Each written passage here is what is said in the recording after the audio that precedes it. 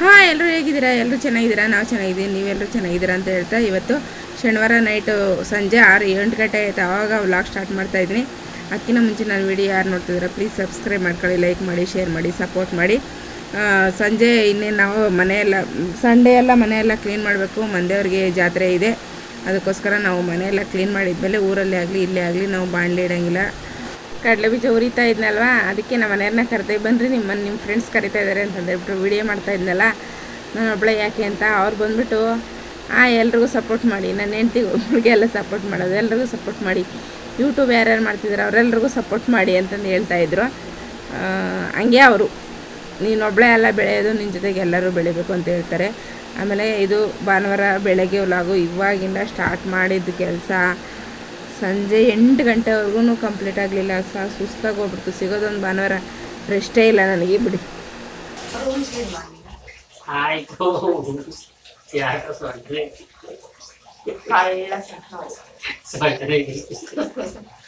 ಮನೆ ಕ್ಲೀನ್ ಮಾಡ ನನ್ನಕ್ಕೆ ಸೊಂಟಲ್ಲ ಬಂದಂತೆ ನೋಡಿ ಎಂತಾರು ಉಲ್ಟಾ ಗಂಡ.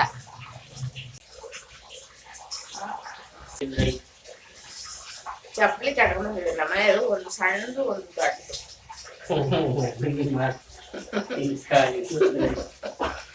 ಚೆನ್ನಾಗಿದೆ, ಒಂದು ಸಣ್ಣದು ಒಂದು ದೊಡ್ಡದು ಆಗದೆ ಚೆನ್ನಾಗಿದೆ. ಯಾಕಪ್ಪ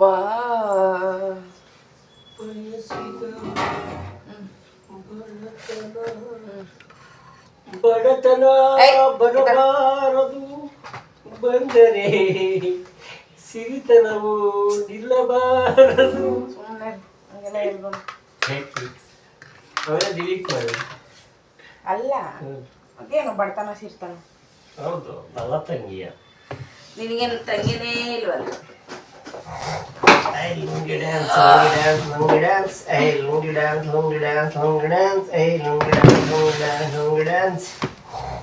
ಚಿಂತಿಲ್ದವ್ರಿಗೆ ಶಾಂತಿಗೆ ನಿಂತು ಬಂದ್ರ ನಿಂತು ಬಂತಂತೆ.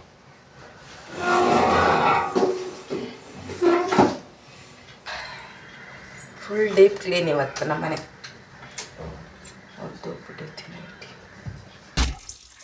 ಕಾಫಿ ಒಂದು ಮಾಡ್ಕೊಂಡು ಕುಡಿದು ಇನ್ನು ಟಿಫನ್ ಮಾಡಲಿಲ್ಲ, ಏನಿಲ್ಲ, ಹೋಟ್ಲಲ್ಲಿ ತರಿಸ್ದೆ. ಬಟ್ಟೆ ಎಲ್ಲ ನೆನೆ ಹಾಕ್ಬಿಟ್ಟು ಪಾತ್ರೆ ಎಲ್ಲ ತೊಳೆದೆ. ಬೆಂಗಳೂರು ಖಾಲಿ ಮಾಡೋಣ ಅಂತ ಹೇಳ್ತಾ ಇದ್ದೀನಿ ನಮ್ಮ ಮನೆಯವ್ರಿಗೆ ನಾನು.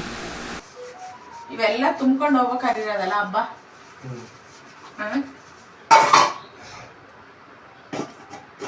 ಬೆಂಗಳೂರು ಖಾಲಿ ಮಾಡ್ತೀವಿ ಸದ್ಯಕ್ಕೀಗಲ್ಲ. ಎಲ್ಲ ಕೆಲಸ ಫುಲ್ಲು ಕ್ಲಿಯರ್ ಆಯಿತು. ಫುಲ್ ಅಡುಗೆ ಮನೆ ಎಲ್ಲ ಫುಲ್ ಕ್ಲೀನ್, ರೂಮು ಎಲ್ಲ ಕ್ಲೀನ್, ಅಲ್ಲೂ ಎಲ್ಲ ಫುಲ್ ಕ್ಲೀನ್. ಪಾತ್ರೆ ಒಂದು ತೊಳೆದ್ಬಿಟ್ಟು ಬಚ್ಚಬಿಟ್ಟು ಸ್ನಾನ ಮುಖನೂ ಕೂಡ ತೊಳೆದಿಲ್ಲ ನಾನು. ಎಷ್ಟು ಗಂಟೆ 3 ಗಂಟೆ ಆಗಿದೆ. ಮುಖನ ತೊಳೆದಂಗೆ ತಿಂದಿದ್ದೆ. ಒಂದು ಬ್ರಷ್ ಆನ್ ಮಾಡಿಬಿಟ್ಟು ತಿಂದಿದ್ದೀನಿ.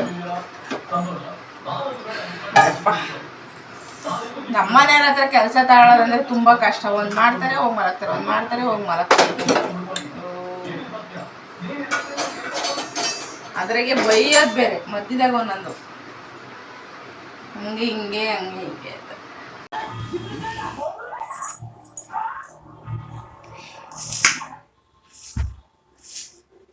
ಏನಿಲ್ಲ ಮಾರ್ಕ್ ವಾಯ್ಸ್ ಕೊಡ್ತೀನಿ.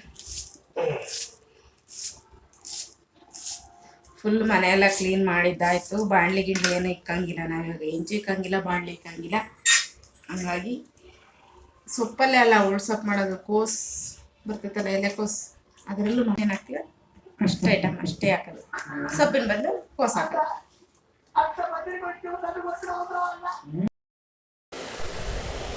ಕೋಸು ಮಸೊಪ್ಪು ಮಾಡೋದು ತೋರಿಸ್ತೀನಿ ನೋಡಿ. ತಿಳಿ ಸಾರು ಥರ ಚೆನ್ನಾಗಿರುತ್ತೆ, ಬಿಸಿ ಬಿಸಿ ಅನ್ನಕ್ಕೆ ಸಖತ್ತಾಗಿರುತ್ತೆ. ನಾವು ಅವಾಗವಾಗೆ ಮಾಡ್ತಾಯಿರ್ತೀನಿ ಕೋಸು ತರಿಸ್ಬಿಟ್ಟು.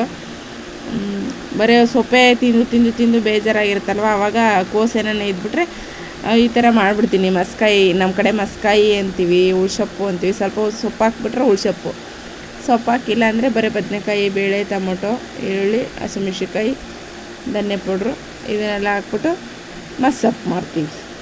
ಮಸ್ಕಾಯಿ ಅಂತೀವಿ. ನಿಮ್ಮ ಕಡೆ ಏನಾರ ಮಾಡ್ತೀರಾ ಈ ಥರ?